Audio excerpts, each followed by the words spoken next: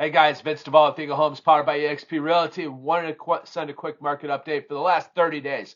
We are seeing homes listed at about 370,000 on average. They're selling for about 385,000 over list price, so about 15,000 over list price. And they're only sitting on the market for about 24 days. So, if you have a house that you're thinking about selling, get it out there. We don't have a lot of inventory right now. We have about 2.5 months of inventory, which is really low for single family homes.